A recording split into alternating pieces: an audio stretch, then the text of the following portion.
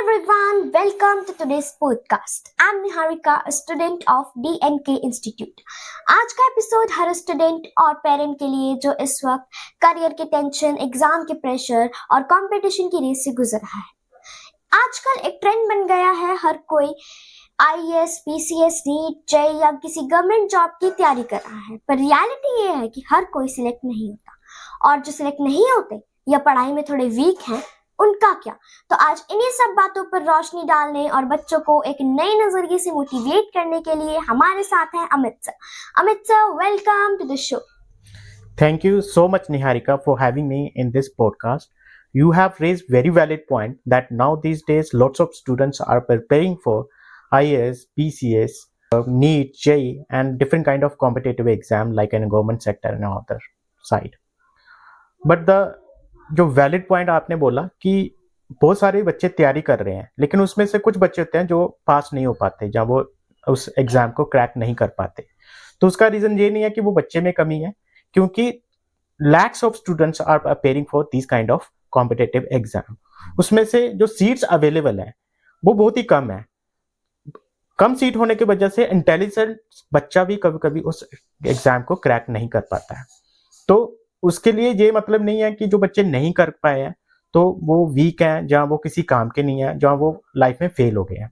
देखो, एग्जाम को क्लियर करना एक लाइफ का पार्ट है, ये लाइफ नहीं हो सकती। लेकिन क्या देखने की बात है या क्या सीखने की बात है, जब कोई भी बच्चा किसी कॉम्पिटिटिव एग्जाम की तैयारी करता है तो उसे ये देखना होगा कि जब उसने कॉम्पिटिटिव एग्जाम की तैयारी करना शुरू की थी तब उसके पास उसके कितनी नॉलेज गेन की थी, और कॉम्पिटिटिव एग्जाम तैयारी करने के दौरान और उस स्टेज पे पहुंचने के बाद उसके पास आज की डेट में कितनी नॉलेज है, और उसने देखो कितना डिसिप्लिन दिखाया, कितनी डेडिकेशन से पढ़ाई की, कितनी कंसिस्टेंसी थी वहां पे। वो सारी जो कंसिस्टेंसी, डेडिकेशन और जो डिसिप्लिन लाइफ है वो आगे चल के कहीं ना कहीं उसके लाइफ में काम जरूर आएगी। तो पेरेंट्स को ये क्या चाहिए कि कभी भी बच्चा अगर किसी तरह का कॉम्पिटिटिव एग्जाम नहीं क्लियर कर पाता तो उसको डिमोटिवेट नहीं करना है, उसको मोटिवेट करना है कि जस्ट बेटा आपने बहुत अच्छी मेहनत की है, कोई बात नहीं कर पाए, नेक्स्ट टाइम कर लेंगे। या जो भी आपने डिसिप्लिन दिखाया, आप घर से बाहर जाके तैयारी की आपने, दैट मैटर्स। तो लाइफ में उन्होंने स्ट्रगल देखा, उसे मोटिवेट करो। तो मैं यही कहना चाहूंगा बच्चों को मोटिवेट करने के लिए कि जो एग्जाम है वो एक आपका लाइफ का पार्ट है। वहां पे आपने लर्निंग की, आपने सीखा, आपने नॉलेज गेन की, लेकिन नहीं क्लियर कर पाए किसी तरह कॉम्पिटिटिव एग्जाम, तो आपने ये नहीं सोचना कि आप फेलियर हो। आपने जो लर्निंग की है वहां पे जाके कहीं ना कहीं जाके आपके लाइफ में जरूर काम आएगी। Yes sir, I completely agree with you. Amit sir, सबसे पहला सवाल यही है कि एक भेड़ चाल चल रही है, अगर दोस्त आईएएस की तैयारी कर रहा है तो मुझे भी करनी है, अगर साइंस ली है तो नीट या जेईई ही क्लियर करना है। इस माइंडसेट पर आप क्या कहेंगे? देखो, सबसे पहले हमें अपनी स्ट्रेंथ देखनी पड़ेगी। कभी कभी क्या होता है कि एक फ्रेंड सर्कल होता है, उसमें ग्रुप बना होता है, बच्चा जो है जो तैयारी कर रहा है वो नीट के लिए तैयारी कर रहा है, हो सकता है जो उसका फ्रेंड है वो नीट की तैयारी इसलिए कर रहा है क्योंकि वो साइंस में अच्छा है।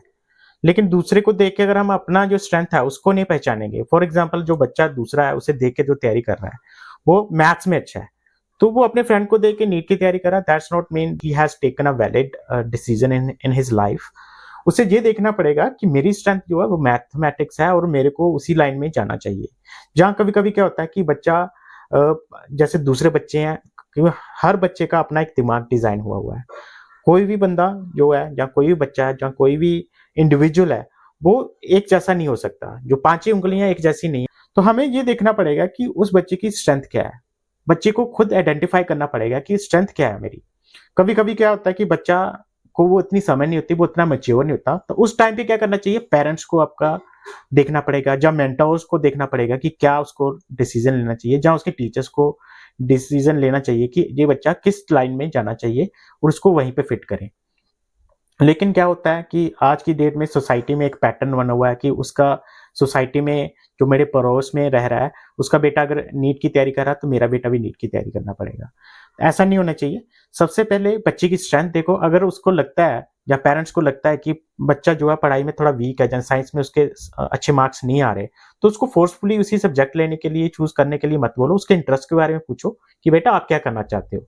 अकॉर्डिंगली अगर वहां पे उसकी कहीं स्ट्रेंथ है तो वहां पे उसको मोटिवेट करो उस लाइन में जाने के लिए, ताकि वो लाइफ में आगे जाके सक्सेसफुल हो सके। जी। Yes sir.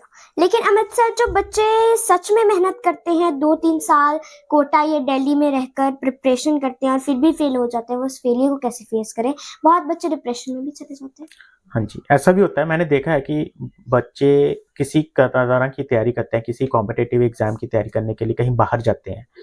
लेकिन क्या होता है, वो कॉम्पिटिटिव एग्ज़ाम को क्रैक नहीं कर पाते। उसका रीज़न मैंने पहले ही बताया कि रीज़न क्या होता है उसके पीछे, कि ऐसा नहीं होता कि बच्चे की डेडिकेशन कम है या उसका पढ़ाई का लेवल कम है।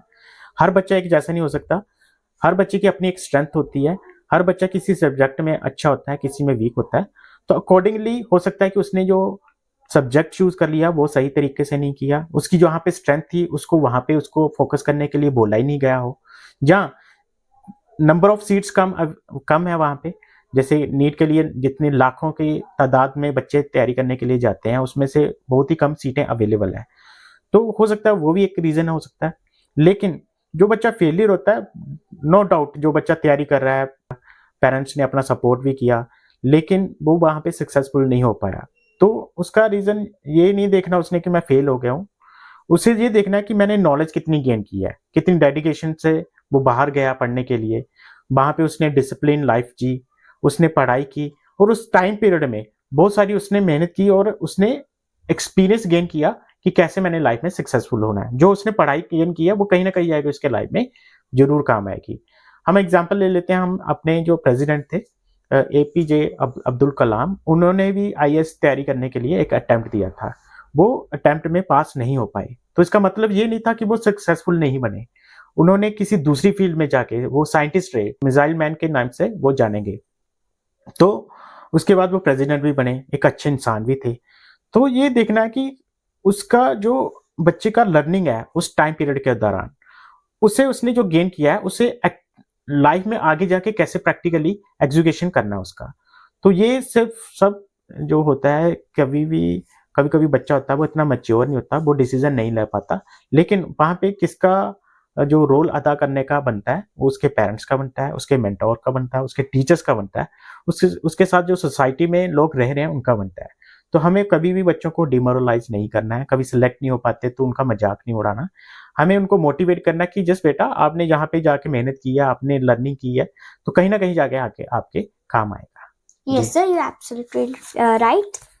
एक और रियलिटी है क्लास की, कुछ बच्चे नेचुरली बहुत शार्प होते हैं, एक बार याद किया और हो गया। और कुछ थोड़े एवरेज से होते हैं, थोड़े वीक होते हैं। जो बच्चे वीक हैं वो इंटेलिजेंट बच्चों को देखकर ना डीमोटिवेट होते हैं और कहते हैं कि मेरा तो कभी नहीं। उनके लिए क्या स्ट्रैटेजी होनी चाहिए? देखो, मैं जो मानता हूँ कि इंटेलिजेंसी से ज़्यादा मैं मानता हूँ कंसिस्टेंसी और डेडिकेशन। जो बच्चे वीक हैं तो उनको क्या स्ट्रैटेजी लेनी चाहिए? उनको स्ट्रैटेजी इस तरीके से करनी चाहिए कि जैसे दूसरे बच्चे 3 घंटे पढ़ रहे हैं, तो आप 2 घंटे एक्स्ट्रा लगा लो। आप कंसिस्टेंसी के साथ पढ़ो। एक फिक्स पैटर्न को छोड़ के आप किसी मेंटर के पास चले जाओ कि यार मेरे को यहाँ पे समझ नहीं लग रहा है, इसको मैं कैसे टैकल करूँ? और कभी-कभी क्या होता है कि बच्चे की स्ट्रेंथ होती है किसी दूसरी फील्ड में और वो ट्राई किसी दूसरी फील्ड के लिए कर रहा है, तो वो भी एक वीक पॉइंट है। तो सबसे पहले आपको अपनी स्ट्रेंथ को देखना है। आपने अगर आपको लगता है कि जो बच्चे हैं, जो टॉपर्स में हैं, मैं उनके बराबर नहीं आ सकता, जहाँ मेरा जैसे वो पढ़ाई में है, मेरा वो लेवल नहीं बन सकता, तो आपको देखना है कि मेरा स्किल सेट कहाँ पे लाइज़ करता है, मैं कहाँ पे अच्छा कर सकता हूँ। बहुत सारे बच्चे देखे हैं मैंने कुकिंग में अच्छे होते हैं, वो होटल मैनेजमेंट के लिए जा सकते हैं। कई बच्चे हैं वो स्किलफुल होते हैं, वो टेक्निकल लाइन में चले जा सकते हैं। तो इसी तरीके से हमें डिसाइड करना है कि मेरा स्किल सेट कहाँ पे लाइज़ करता है, कहाँ पे मेरी स्ट्रेंथ है। According to his or her strength he has to go for the course where he can make his life in proper way. Yes, you are right. तो अमित सर, आखिर आप स्टूडेंट्स को क्या प्रैक्टिकल स्ट्रैटेजी या motivation देना चाहेंगे कि वो अपना बेस्ट दे सकें बिना स्ट्रेस के? देखो, मैं सबसे पहले बच्चों को यही कहना चाहूँगा कि सबसे पहले जो आपको ध्यान देना कि आपने अंदर झाँक के देखना अपने अंदर कि आपने क्या करना है लाइफ में, आपकी स्ट्रेंथ कहाँ पे है। आपने दूसरों को देख के ये नहीं डिसाइड करना कि वो ऐसे कर रहा है तो मैंने भी वैसे करना है। सबसे पहले आपको अपने आप से पूछना पड़ेगा कि मैं क्या करना चाहता हूँ लाइफ में। अगर फॉर एग्जाम्पल आपको लगता है कि मैं किसी प्रोफेशन में जाके स्किल्स गेन कर सकता हूँ, तो आपको उसी तरफ जाना चाहिए। क्यों डॉक्टर बनना है आपको? क्यों आईएएस बनना है? क्यों आपको पीसीएस की तैयारी के लिए जाना है?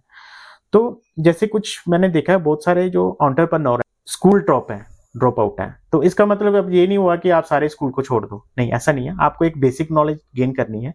बेसिक नॉलेज गेन करने के बाद आपको ये देखना है कि मैंने लाइफ में क्या करना है आगे चल के।